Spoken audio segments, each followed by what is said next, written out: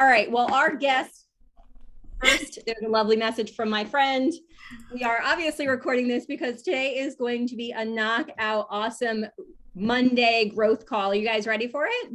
Yeah. Brenda is. Anyone else? All right. If you are able to, please turn your cameras on today.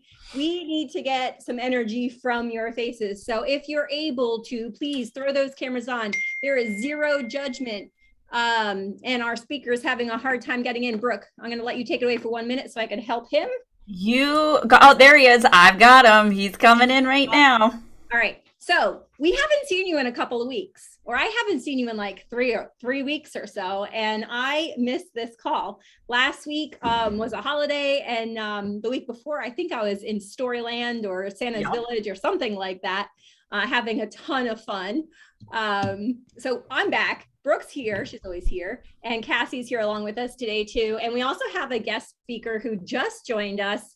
And he'll be popping on in a minute. I am really excited to have him come on today. And then on top of that, we have 3 amazing social media posts for you guys to use this week for your marketing and getting listings. Okay, let's get right to our speaker. So our speaker, I know he's very close and dear to my heart. He's my business partner, and he hired me as a team leader in 2012 at the Keller Williams office in Newport, Rhode Island. He put me through a grueling hiring process. I had no idea what I was getting into during that entire process. It was a lot of fun. And what I didn't know was how much fun he actually was, because I thought he was like this scary, like serious guy going through the interview process. Connor, you know what I'm talking about. You were like so proper and like direct to the point. As soon as I like signed the papers, like the dancing happened and like all of the other stuff, I was like, wait a minute, you're not the same person. But it's been a lot of fun. And Connor has absolutely blown up his business for the last, I don't know, 20 years or so since he's been in the business. He has an amazing team. He's going to share his story and share some tips and tricks today. So Connor Dowd, welcome to the call. Thank you. Thanks for having me. Excited to be here and give you guys a few minutes and maybe learn something myself. So I'm so happy you gave us some time today, because I know that a lot of people are going to get some really great nuggets from your successes and maybe some of your failures that you had to learn through to get to where you are today. So can you tell us a little bit about your team currently? Yeah, my team right now is 6 of us, 3 in production and 3 administrative staff. So I handle the bulk of the listing sides, occasional buyer here and there. I've got 2 buyers agents that primarily focus on buyers, a few listings on there. So it's really the 3 of us in the field. And then I have Jessica from my team, who's kind of director of operations, customer concierge, handles a lot of lead follow-up. And then Meg McLeod, she is my administrative assistant and really kind of a listing and closing manager.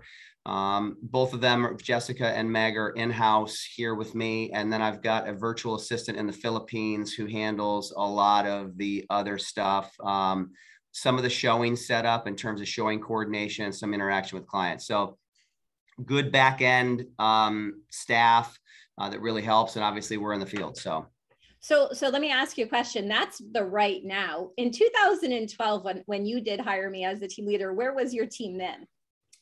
I don't think I even had it. I didn't have a what you would call a team in terms of, there was a point there where I think we had a meeting. I said, I need some help. So you had identified a new agent, Jessica, who's still with me. I just talked about her, who came on as a new agent and got her license. And you said, why don't you take a look at talking with Connor? So long story short, you know what happened, but I brought her on as a licensed assistant. And that's kind of how it all started. So, you know what, that's a really big piece of this whole thing is Jessica. It's the who that you hired, right? So once you hired Jessica, what happened with your team from there? Well, my whole world changed. And I know you hear that. It sounds so cliche, but it's really true. I think it's, once you're fully leveraged, you'll never go back.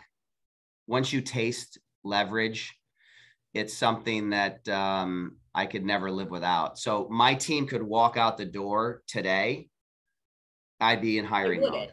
I'd be in hiring. No, but I'm just saying I'd be in hiring mode because I would never want to go back because, I was in anticipation of this call. I know that there's a number of people on this call that are single agents, and there's nothing wrong with it. That's how I started. That's how most agents operate.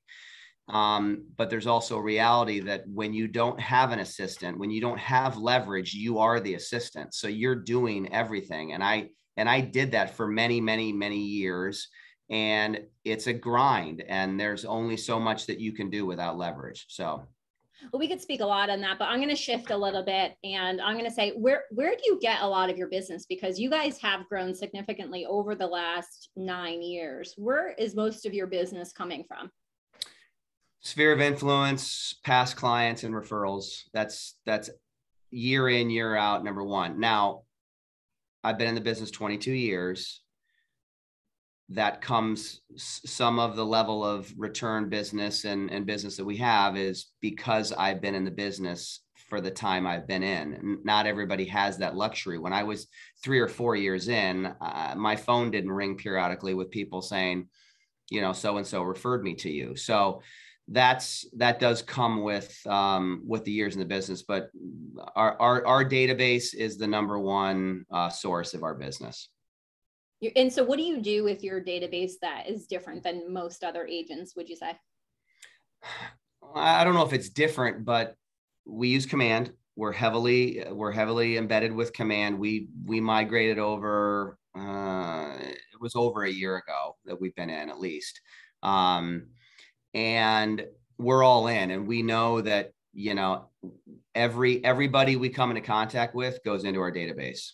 We're probably adding 30 to 40 people a week into, and that could be a combination of Sphere, buyers, leads, sellers, whatever it is. So we are fully, and they're all tagged. We spend a lot of time tagging each client to put the proper tag on them so we can pull people out quickly when we need to. We can put in, pull out hot buyers, hot sellers, this, that, past clients, past buyers.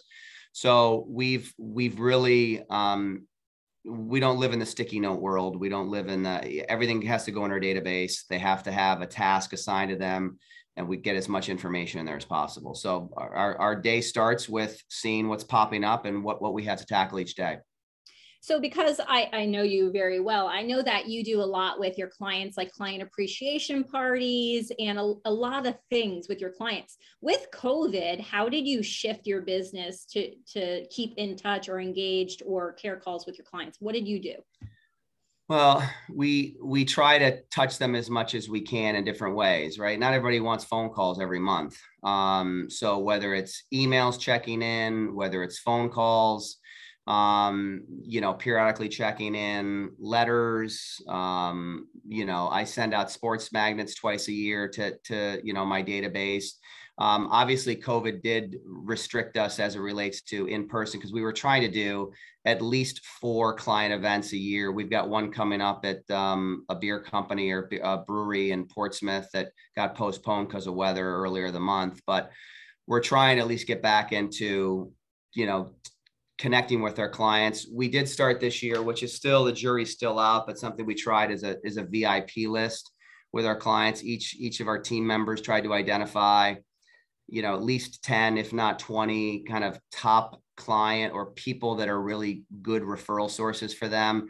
And we just tried to love on them as much as we could this year. It's just them specifically. And what would you do differently with your VIP list? When you say love on them, what did you do differently? We would drop things off, some of the things we send in the mail, just little touches. I know, like the last one we just did was lemon squeezers that we had made through one of our, and it was something like, don't let your next real estate transaction be something, whatever. I forget what Jessica did it. Listen, I'm not in charge of this stuff, right?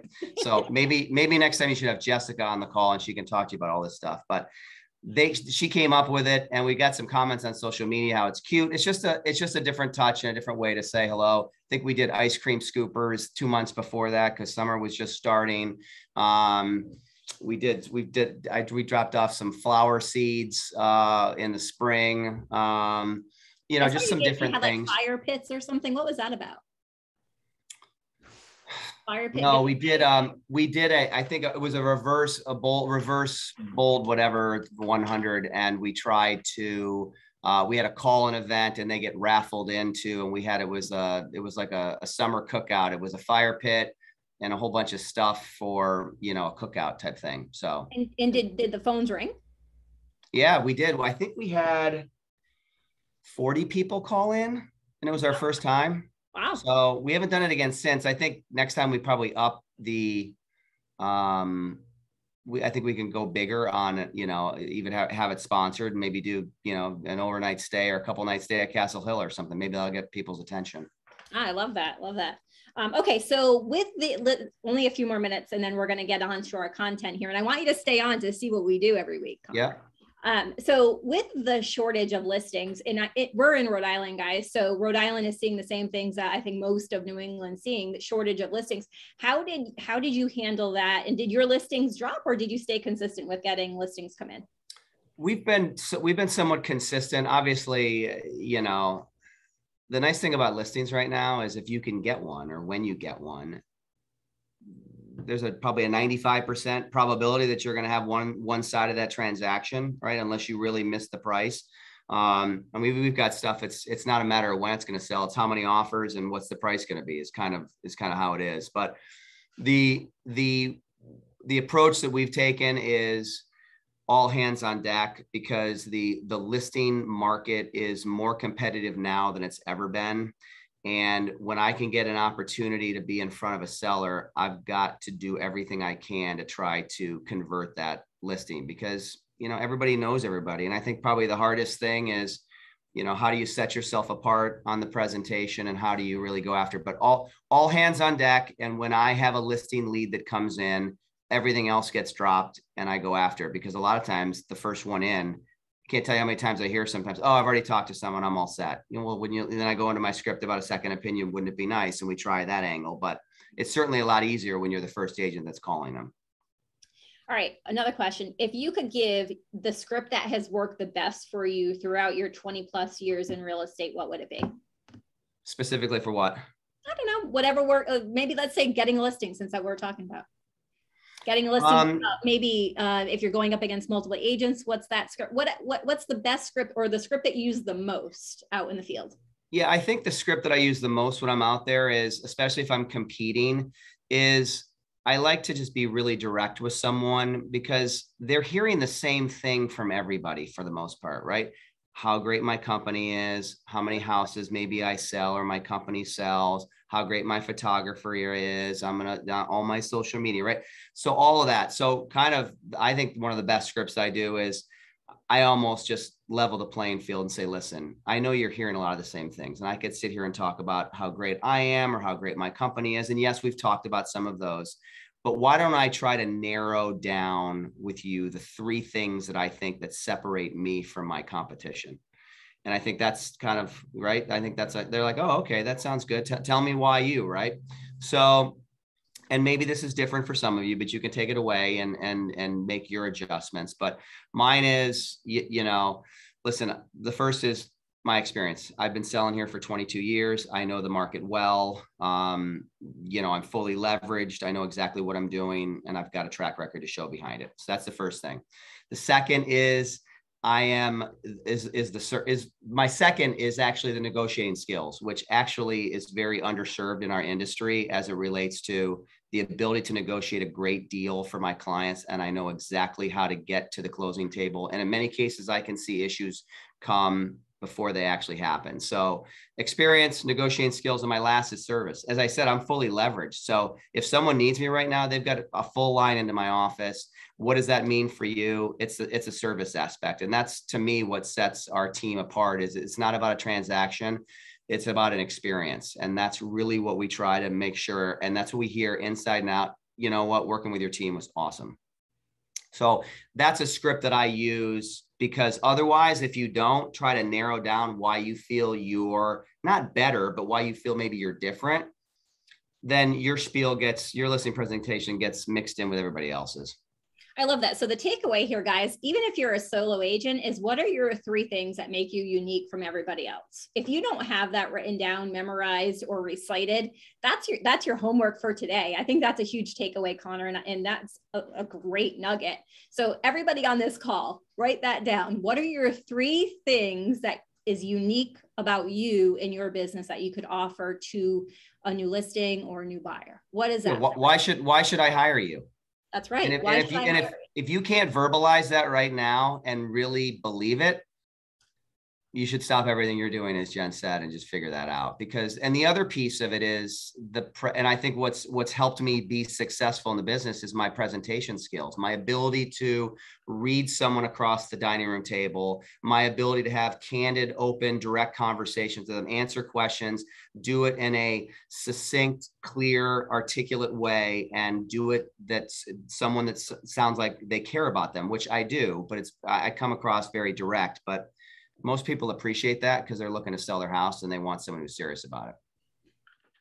You're caring and direct. There's a little difference there. Sometimes. Yes. I try to be soft and gentle sometimes, but it doesn't always come across that way. You're right. A Monday after the Browns lose, maybe not, but yeah. I'm kind of used to it anyway, so I'm fine. That doesn't affect me much anymore. All right. Any final parting words before we move on to our content? No, advice? I appreciate. What's that? Any advice or anything? Any final thoughts? Oh, that's kind of a broad statement, but I guess my general piece of advice in this market is you've got to have kind of an attitude of desperation as it relates to, well, let me back up. When I say desperation, I mean all hands on deck, and you've got to really treat every lead specifically. But I think the takeaway and my advice is contacts. If you're not talking to people day in and day out, it's going to really slow your trajectory into the business. So make a commitment to talk to 10 people a day about real estate. I know that's short of bold, but hey, if you're not talking to them many people right now, 10 actually is going to be harder than you think. So that'd probably be my advice. I love it. Gary Keller says we are in a contact sport. That's exactly what we're doing, right? And that's what you're talking about. So I love that piece of advice. 10 people a day. All right. So Connor, we're gonna jump right over to our content portion, steal these and use them this week. It's a lot of fun. Okay, Cassie, would you roll those lovely images? Here we go. Here is our content for this week. We have 3 social media graphics for you to use. You could use it as you wish. And we're going to scroll down to the first one. We already did that piece. All right, so this one's a lot of fun. This is going to get some really good engagement with you. It says, drop the emoji below. For fun, also put what year you purchased. So if you could see in the actual post itself, it says, how many homes did you look at before finding the one? Now, I want to see in the chat, if you can, put the emoji. If not, put the number. How many homes did you look at before you found your home that you're living in? I see a 1 to 5. Come on, guys, put them in. Drop that in there in the chat while we go through these. Have some fun with it. Let's see, Jesse, what do you have here? 5 to 10. All right, we got 12. Anybody higher? Anyone in the 20 to 30 or 30 plus? Oh, we have a 30 plus. Who's that? Sam. Whoa. John and Sylvia, you guys win the contest today. You got a high five for that. Congratulations. Not really. Hopefully you were your own realtor. I don't know. That's a lot of work.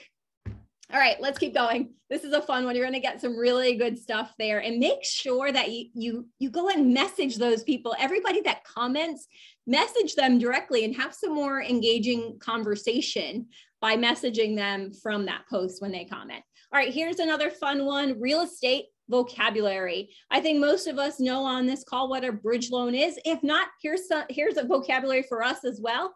It's that loan that bridges the gap for when somebody is purchasing another home, right? And they need to sell that current home to buy their new home.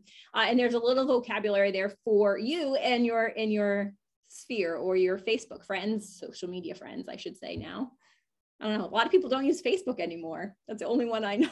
I don't do the TikTok. Does everybody do TikTok on here? I guess I got to learn it. All right, let's keep going. And our Thursday, this or that.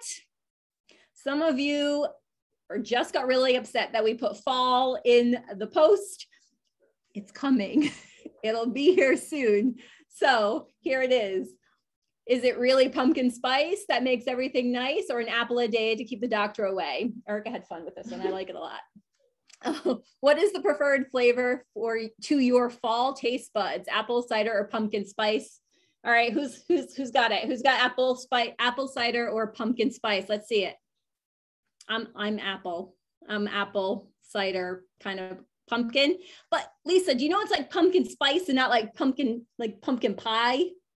Right? That I didn't realize pumpkin spice. Erica's laughing at me. But pumpkin spice is just the spices you put in pumpkin pie. So I'm an apple cider kind of good. All right, Brooke, anything you want to add here? We know I love the pumpkin.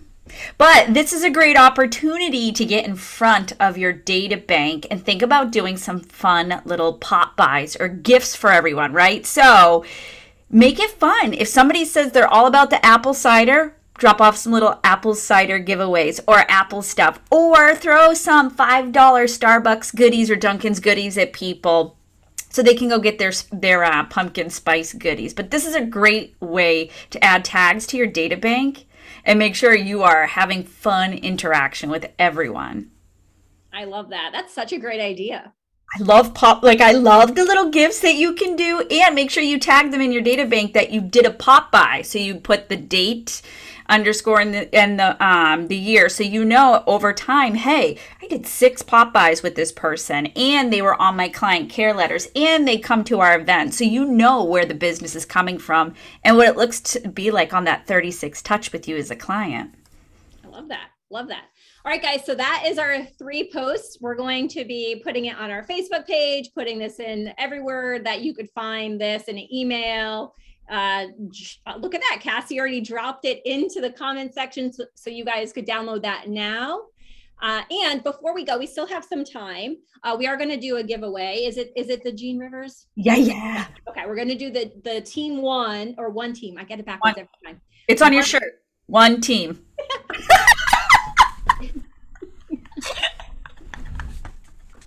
One team. There it is. We're going to do the one team giveaway for Gene Rivers. Brooke, it's okay. It's all right. I'm just going to jump in. We could actually give them the option between the MREA Business Planning Clinic live in-person seat, or the team one, whichever they would prefer. So, Cassie, tell them more about that. I was just going to say, Gene Rivers is hosting the National MREA Business Planning Clinic that KWRI is hosting. It's a 2-day event. We have 3 seats at the New England region that we are able to fill with people in our region that are looking to be in person. It'll be 100 people total. They'll be in the Zoom room with Gene, able to interact with him, ask him questions. So you can either choose from that or choose a team one with Gene Rivers ticket. Both Gene Rivers, both great trainings. All right, guys. So you have to be here to win. Do not jump off yet. Before we do the drawing, as Cassie's getting it ready, I'd love to get some ahas and takeaways from Connor's conversation. What did you guys take away? What were your nuggets? What were your takeaways? Let's hear them. You could unmute yourself and join us.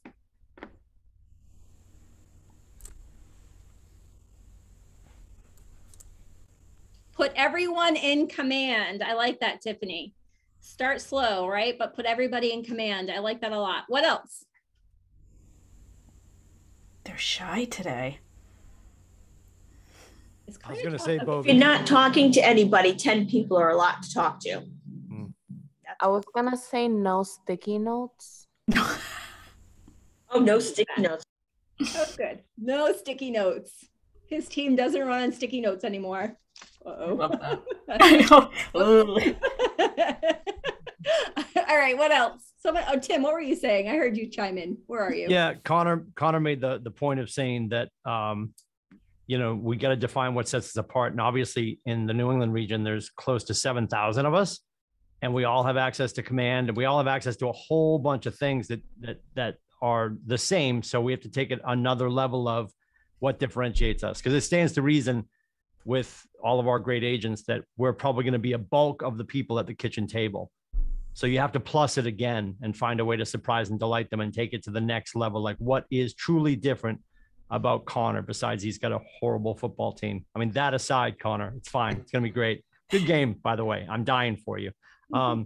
Yeah. So what truly sets him apart? Because and like he said, he's reading the person at the table. If you've got your 50 bullet points of what you're going to do for a listing, asking them questions about what they're looking for in client service. So when they say what those things are, you can move, not super obvious, but you can move 3 bullet points that they said at least to the top half of the page above the fold. So when they get that digital presentation, they're like, oh, wow, Connor excels at X, Y, and Z. And I said those things were important to me. Isn't it crazy that he's really focusing on those out of his 50 things?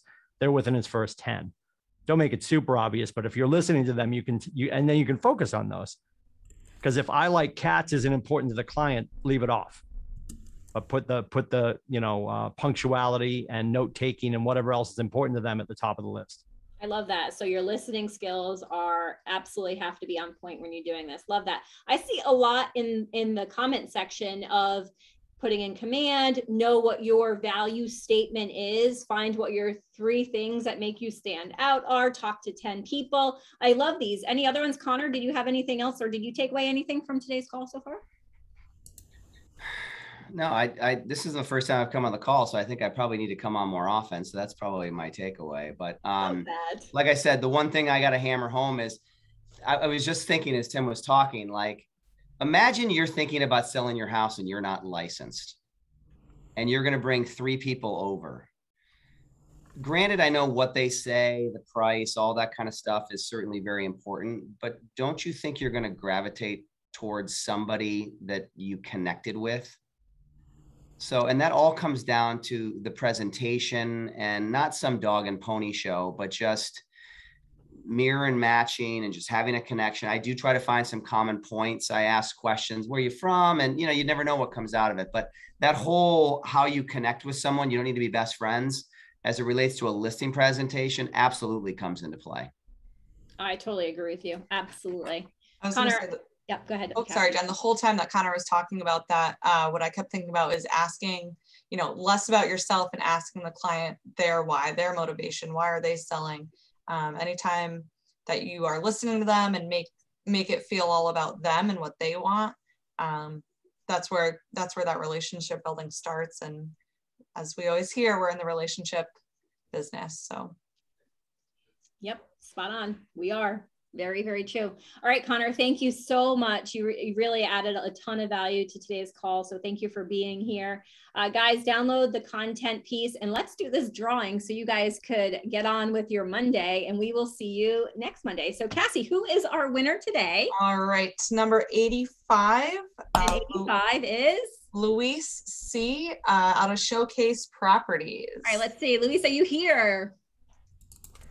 I am. Let's get her on. Let's get her on with us. All right, let's see. Can we? Oh, I'm here. Your camera on? Oh, all right. Here it is. All right, wait a minute. We're gonna bring you up front here. Okay. Hello. Congratulations. Congratulations. Thank you. Thank you. Thank you. And we have to ask you, what is your biggest takeaway today? Well, it's definitely which someone else said in the chat is knowing your value. So I don't put out there enough that I know all about zoning and about other areas that people don't really talk about a lot. So yeah. Awesome. I love that. And which one are you going to pick? Are you going to go live on the business planning clinic with Jean, or are you going to take the ticket to the one team? I want to see Jean. We're going to go live? We're going to go live? They're both Jean. So well, I want to do the KW the New England region with Jean. So yes, perfect. I want to. Yes. I was going to say I'll connect with you after the call and get you all the details and the ticket info, and we'll be all set up and ready to go. Excellent. Thank you so much. Congratulations. Is this your first time on the call, or have you been on? Oh no. I just took a little vacation. well, thank you for coming back. Bring your friends, and guys, we will see you next Monday, 2:00 with some more content. Hope you had fun. Bye. Thanks. Bye, guys. Play that music, Brooke. Oh, I have no exit music. I was not prepared. La, la, Oh boy. Oh boy. Bye. Bye. End meeting, quick. End meeting.